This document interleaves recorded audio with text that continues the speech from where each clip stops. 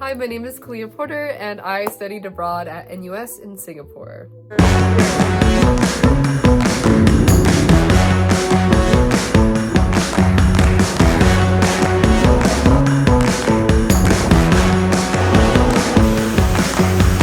Welcome to part 3. Yeah, we got to 3 parts. The original video I took was so long. We needed 3 parts to get through all the content.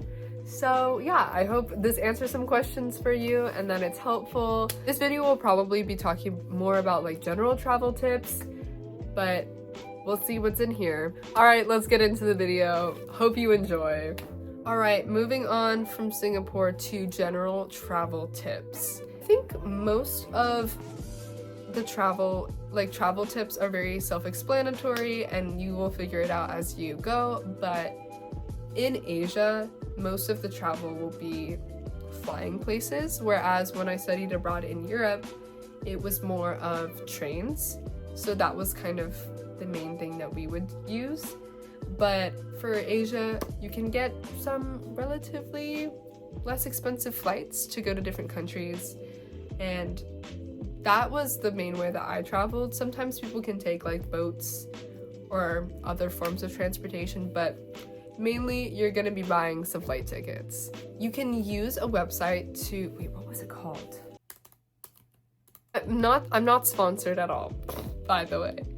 But I use Skyscanner a lot to compare flight prices. But then instead of buying flights through either a travel company or like a third-party company, just buy it from the website directly because it feels more secure. That way you know exactly like you're buying it from the website, it's reliable, that kind of thing. But those sites are helpful for just seeing like what the prices are for different airline companies. Yeah, also with booking flight tickets, I would say be careful. A lot of the times I would buy a flight ticket and feel like, oh my god, this is a big deal. And it is a big deal. Be careful. Just make sure that you're on the right date, you're getting the right time, you know all of the details of your flight before you spend your money, especially if you're going on a budget airline, because refunds or changing your flight is such a hassle. Like there was this one time I got a Scoot airline flight and I got it for the most outrageous time ever because, and this is another thing, when you're studying abroad, you are not invincible. You cannot travel and take a red eye that's 4 hours long. It's going to be a pain. So definitely don't trade your mental well-being and your the stress of traveling for 20 bucks. You know, the price of the ticket is important. You want to spend as little money as possible, but also pick a reasonable flight time, because I thought I was invincible and that I could fly at any time. It doesn't matter, because I wanted to save some more money, but then I ended up spending more money because I paid for a ticket and then realized that red eye would be absolutely terrible. And when I changed it, I ended up spending way more. So just a warning, be smart about when you're gonna fly and make sure you're sure about the dates that you're going so that you don't have to change or try to cancel any flights. Especially with budget airlines, they will try to do anything in their power to not give you your money back. So yes, be careful. My motto in this case is you can be frugal, but be reasonable and take care of yourself.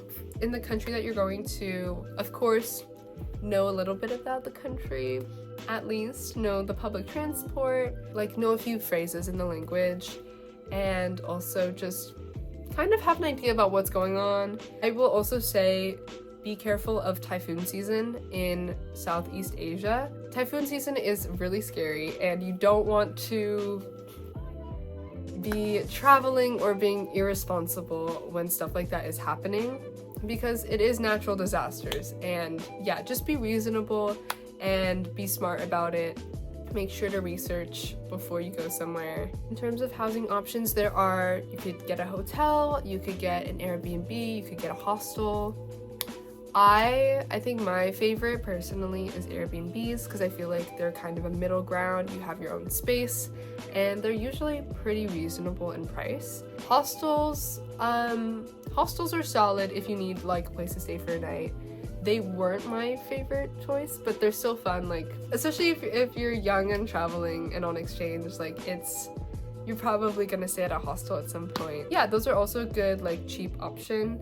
Hotels, I would say I only stayed at one hotel while I was studying abroad. They are a lot more expensive than the other options, but they are really nice. Like, I forgot how nice staying at a real hotel was, and then when I did, I was like, this feels like luxury. This feels amazing. It's really up to you and what your budget is. I would also recommend making a loose itinerary, just like an idea of what you want to do while you are there. My favorite thing to do is on Google Maps, you can make lists.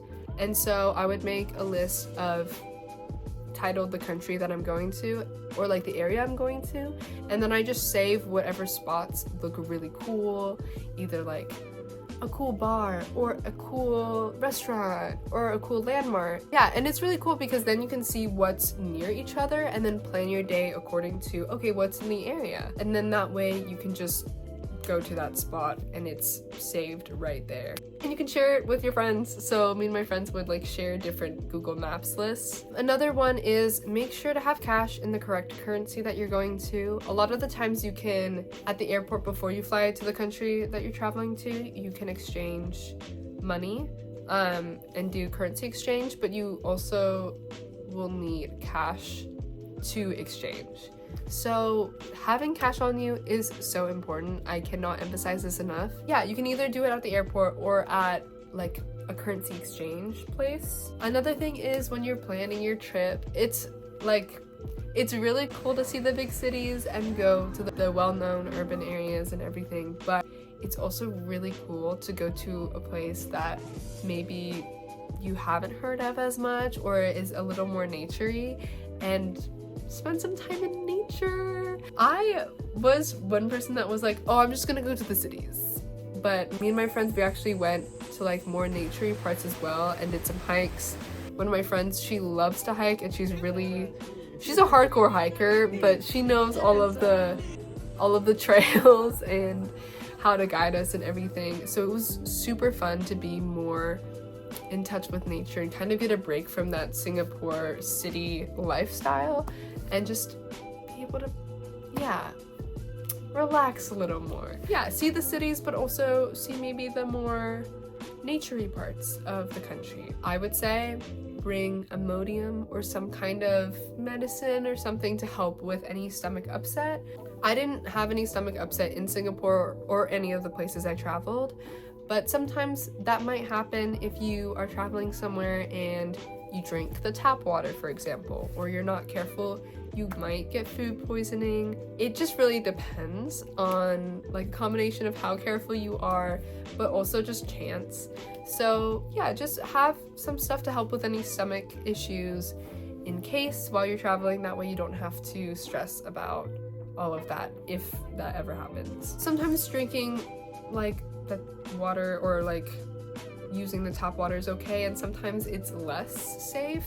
So just be careful about that. Oh, also when you're using like the bathrooms, be careful. If it says don't flush toilet paper, then don't flush toilet paper. I would sometimes forget. So those are the main travel tips that I have. It's mainly about research and staying on top of things and just keeping yourself safe. Have fun, but also make sure you're being safe. And I think that's the main thing. I hope that these tips and tricks were helpful and useful to you. I know that I covered a lot of information, but studying abroad is so fun and it's an incredible experience. You get to meet people from all around the world, learn from other cultures, and just experience life outside of your bubble. And I think that that is really, really cool. Also, just being able to study at another university and get knowledge that I wouldn't have been able to get at home. Yeah, I would recommend studying abroad to anyone. And yeah, if you're going to NUS or anywhere in the world, I think that that is so exciting, and I hope that I was able to help in some way. But yeah, I'll see you guys next time. Let me know if you have any more questions and I'll be happy to answer them. And yeah, I'll see you in the next video. Bye!